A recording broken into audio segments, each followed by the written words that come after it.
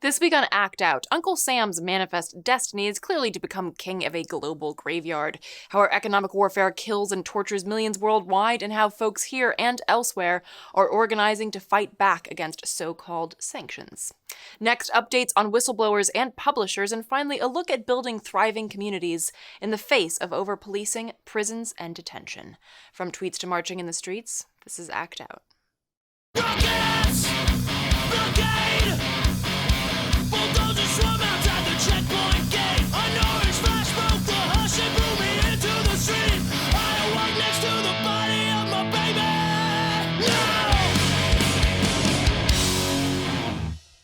Welcome to Act Out. I'm Eleanor Goldfield, and this is your tipping point. So before we dive into news this week, I want to take a minute to let you all know that February will be the last month of Act Out in this format. If you're a patron of the show, then you may have already seen the video that's posted to our Patreon page that explains the shift. But real quick, this is not the end of Act Out, but rather the progression. Instead of a weekly show, we'll be doing longer-form, in-depth pieces that go beyond introductory interviews and weekly headlines. So for more information, check out our Patreon page. We also do want to hear from you if you have ideas and thoughts on the switch and on which subjects you'd want to hear more about. After all, radical journalism is not a game of solitaire. And if you're not already a patron, please consider becoming one, because the deeper dives require equally deeper pockets. And we will never ask big corporations for cash, so we really do rely on viewers and listeners to make this work possible. Now then, moving on. Last week, Venezuela's Foreign Minister Jorge Arreaza announced that the 9th Venezuela-Iran Joint Commission will be held in the first half of this year in order to sign new cooperation agreements in areas such as energy, food, health, and production of medicine. In a press conference in Tehran, Arreaza pointed out that Venezuela has learned a lot from Iran when it comes to how to work around the economic warfare waged by the US, and that together these two nations are building and tightening their resolve to remain independent in the face of ongoing attacks. Indeed, as we've covered on this show before, the only thing that so-called sanctions do is create a unified resistance to US imperialism. And again, it's important that we make clear that these attacks are not actual sanctions. Sanctions are not something that any country can engage in unilaterally. According to the UN Charter, sanctions must be agreed upon by the UN Security Council. And you can see by the past umpteen votes in the UN to end the blockade against Cuba that the UN Security Council isn't interested in condoning the US government's unilateral economic attacks. So, this is economic warfare. As noted on the website Sanctions Kill, sanctions are imposed by the United States and its junior partners against countries that resist their agendas. They are a weapon of economic war, resulting in chronic shortages of basic necessities, economic dislocation, chaotic hyperinflation, artificial famines, disease, and poverty. In every country, the poorest and the weakest, infants, children, the chronically ill, and the elderly, suffer the worst impact of these sanctions. US-imposed sanctions violate international law and are a tool of regime change. They impact a third of humanity in 39 countries. They are a crime against humanity used, like military intervention, to topple popular governments and movements. A report from the Center for Economic and Policy Research last year showed that in the span of 1 year alone, the economic warfare waged against Venezuela resulted in the deaths of at least 40,000 people, which is a conservative estimate. And that's just one of the 39 countries where the US is currently waging economic warfare. The human impact is truly uncountable. Meanwhile, as the US attempts to kill and torture through hot and cold war, targeted nations like Cuba aim to heal. Last week, the Cuban government announced that it is testing new medical products against a range of chronic illnesses, including cancer, Alzheimer's, and Parkinson's diseases. This comes after the island nation has already developed techniques that eliminate the transmission of HIV and syphilis between mother and children, as well as a lung cancer vaccine, skin cancer medicine, and new minimally invasive techniques in esophageal cancer surgery. Oh, and I might add that all of this is available to Cuban residents free of charge. Compare that to our despicable for-profit sick care system, and you'd really be pushed to ask, which one is the land of freedom and opportunity? Indeed, Cuban life expectancy has already surpassed U.S. life expectancy, and that's in spite of crushing economic warfare and the fact that Cubans only earn a GDP per capita of $7,600 US. By contrast, here in the U.S. last week, the Trump administration gave states a green light to cut Medicaid spending and divert federal funding to other state programs, potentially leaving millions without essential healthcare coverage.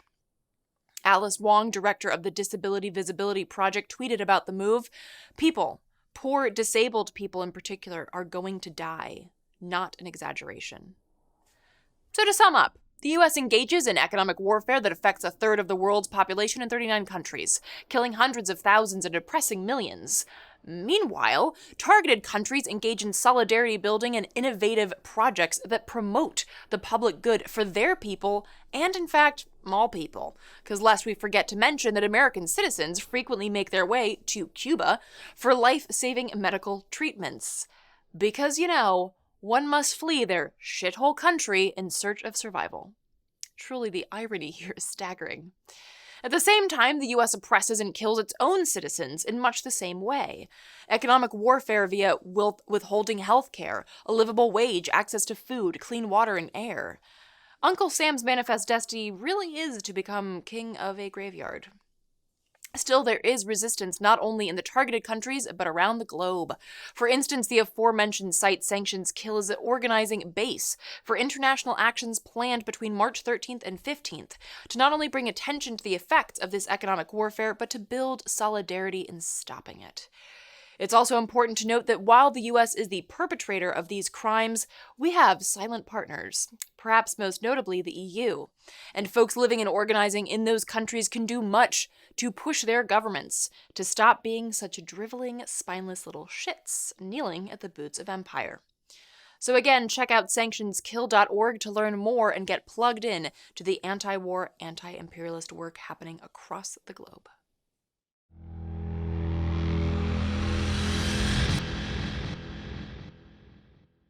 Moving on, a new website for jailed whistleblower Chelsea Manning is up at releasechelsea.com, which includes a daily count of her time behind bars for refusing to testify in front of a grand jury. Also includes the backstory of her case, resources, how to help, and more. In that same vein, last week, Julian Assange was moved from solitary confinement to a different wing in Belmarsh Prison, where he can have normal social interactions with some 40 other inmates.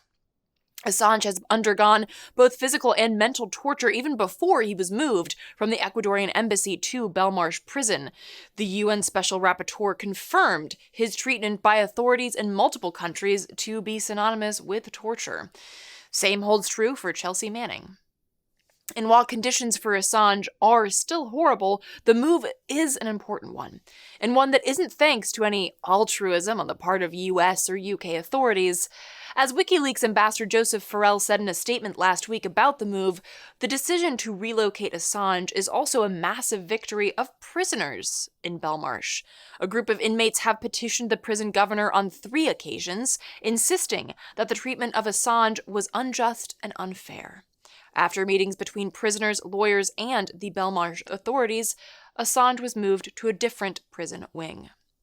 The supposed scum of the earth, the criminals that end up in the UK's most notorious maximum security prison, have a stronger moral compass than the twisted, sadistic dipshits at the top. Really makes you question that whole prison industrial complex, doesn't it?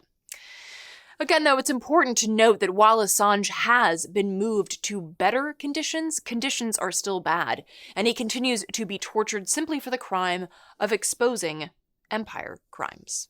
Several groups and organizations have been working to free and secure justice for Assange, and later this month, there's a week of action planned on the dates of Assange's U.S. extradition hearings. For more information and to get connected, visit action4assange.com.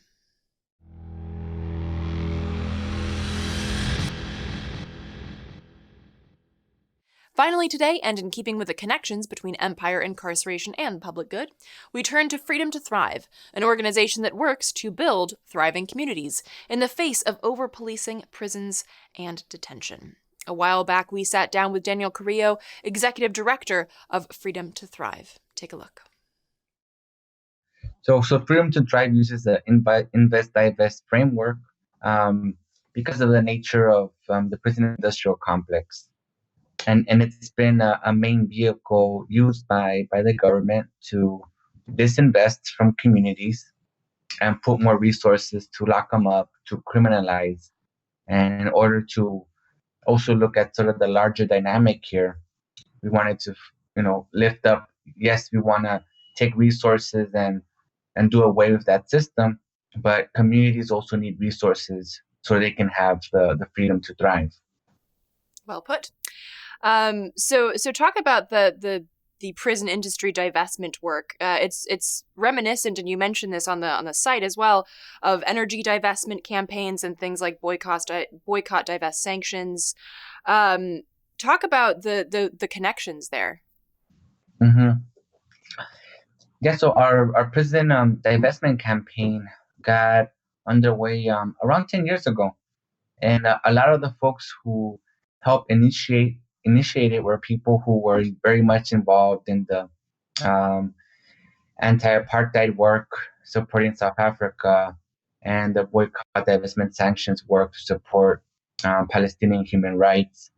So there was already folks on board who had this sort of internationalist, intersectional approach, and we saw a lot of connections there in terms of state sanctioned violence, um, with involvement by corporations, and we decided, this is the best way to raise up the visibility. A decade ago, companies operating within the prison industrial complex were operating under the spotlight. No one knew about them. No one even sort of stopped to think like, whoa, like, my pension or my bank account is making money from locking people up, from deporting people. And we employed some of the same strategies, and we also did partnership with folks on BDS, with folks on foster through divestment, particularly at the city level and the university level, where we had different organizations and people impacted who drew these connections from these corporations who were committing human rights violations against the earth, and wanted to collaborate to win. Talk about the intersections between migration and domestic prisons. Mm-hmm. So there's been an increasing connection between immigration and the prison complex. And first off, like immigration, hasn't been under the Department of Homeland Security for that long. It's a new development.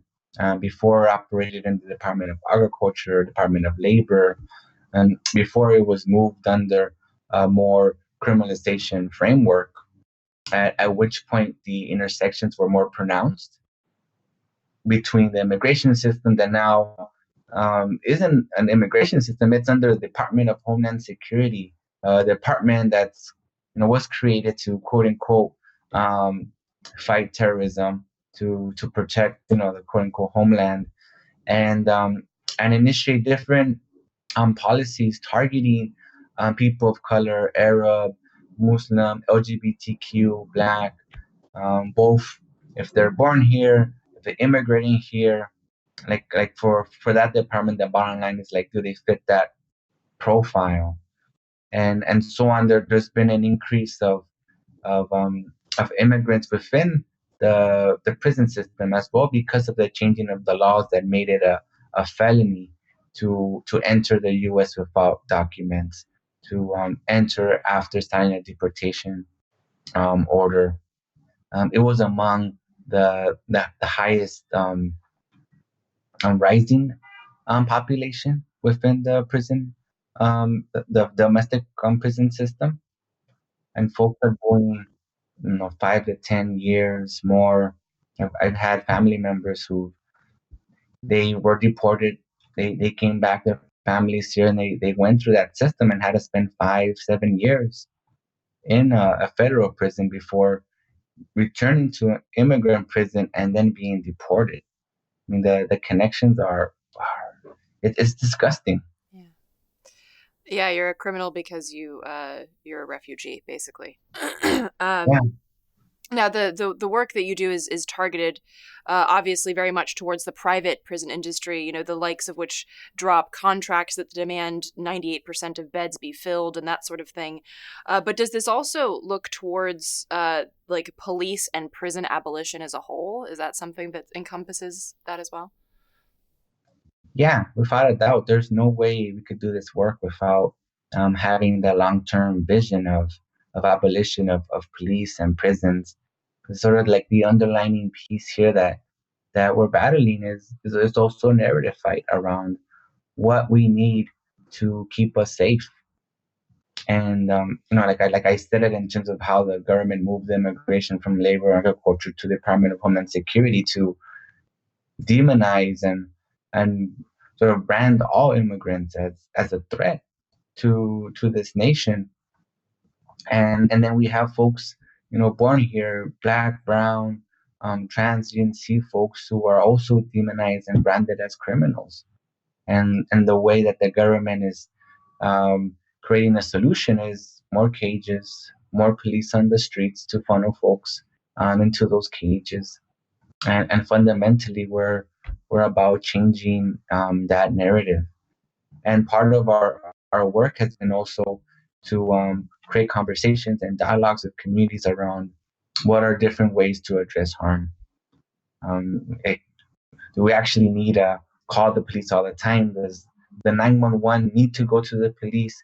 And what are different ways to be able to address harm, and also working with organizations um, who have made it their mission to do restorative justice, transformative justice, and have become experts in that and sort of providing community-based programs that are not for profit, that are not about punishing and being punitive, but are about repairing and transforming folks.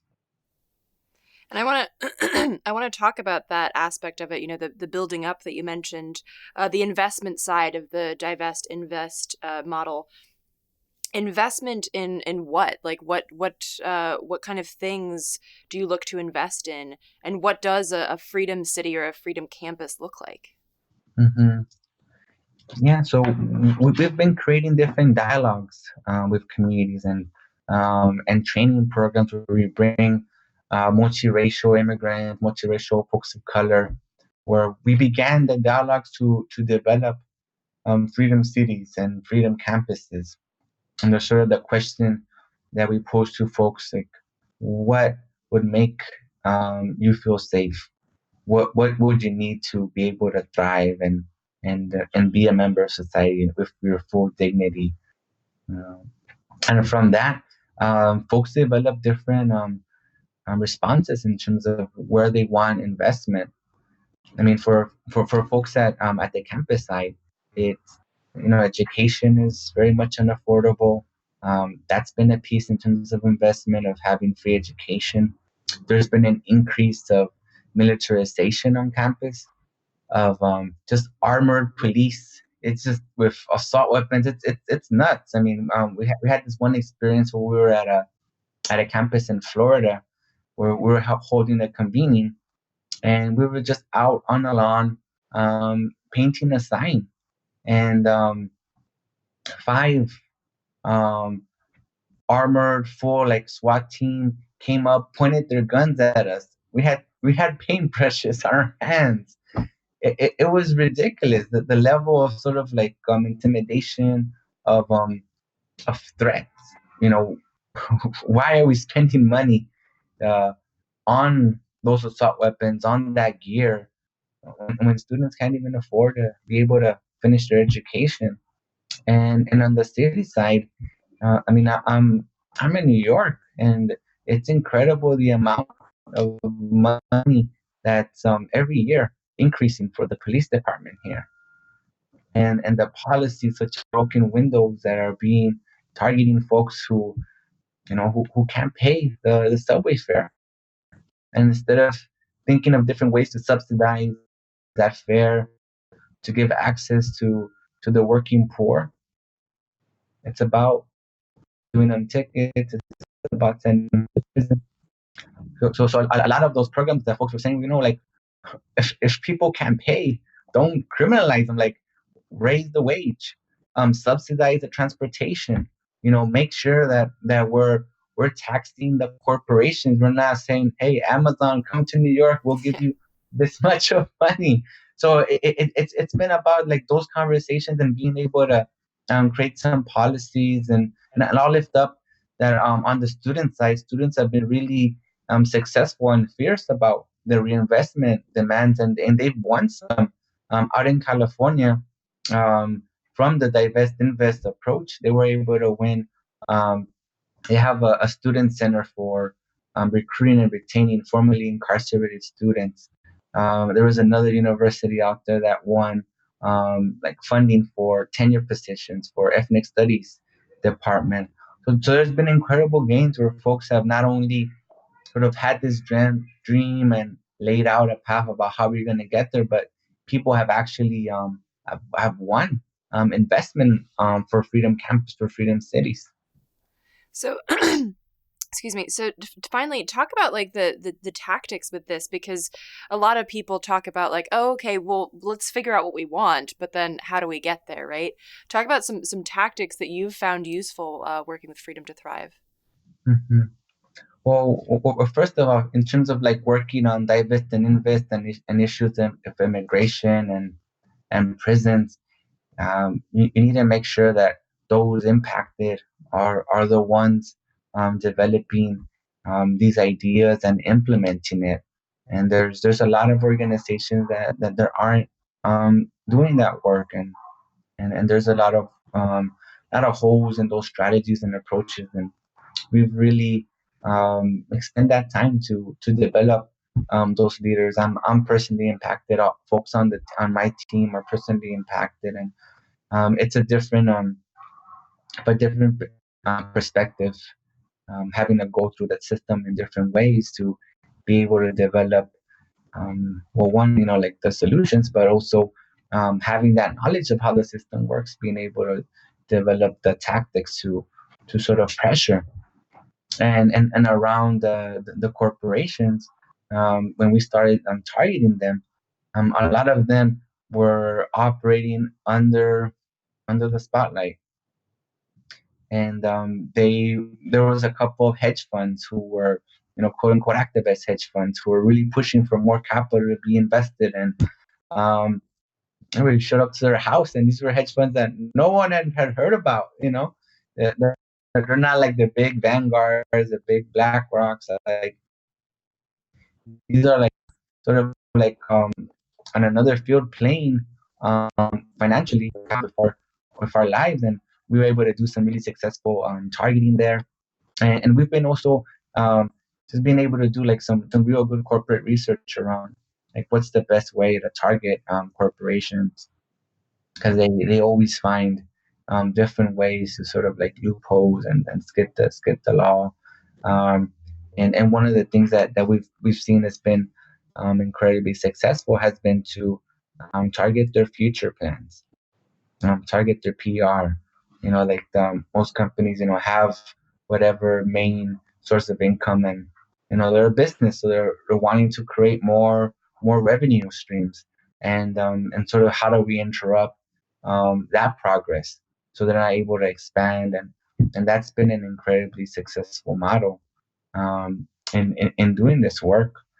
Um, and I think the other piece has been just making sure that it's intersectional, working with immigrant rights, working with criminal justice, working with climate justice, working with BDS, with a lot of those things intersect in terms of foreign policy, immigration policy, asylum policy, the denial of climate change, and how that's producing more and more refugees and conflicts.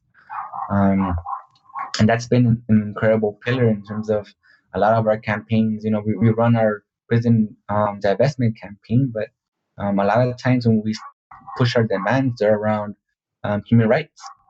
They're a little bit broader than just saying companies that profit from prisons or immigration, but companies that violate human rights. Loosely defined to encompass those other movements. Yeah, that intersectionality is so important because, as you pointed out, human rights has to do with climate change, because there's a human right to a healthy food, healthy water, healthy air, and that is inextricably tied to the migration issue as well. I would want to say like a bit about how we're targeting some of the expansion.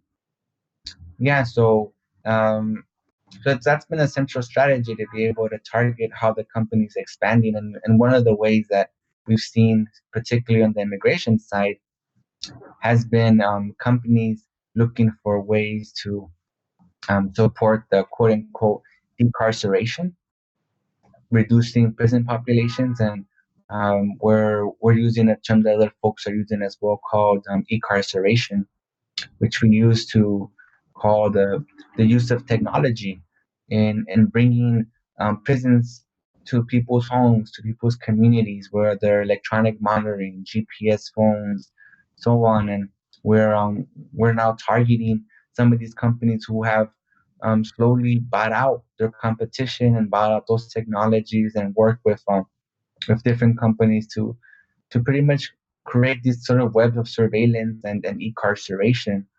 And it's really important to pay attention to that, particularly as in the past couple of years, there's been bipartisan sort of talks around criminal justice reform and, you know, reducing the prison population and addressing mass incarceration.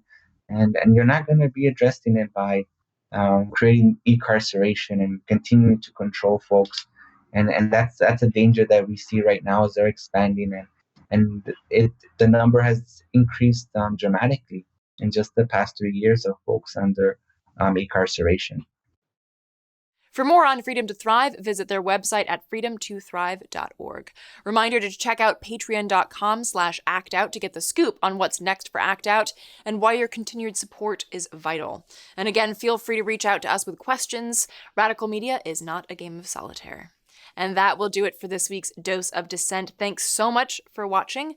Please share this episode, sign up for our newsletter, and as always, keep acting out. And real quick, to keep independent, non-corporatized media like this show going, visit patreon.com/actout.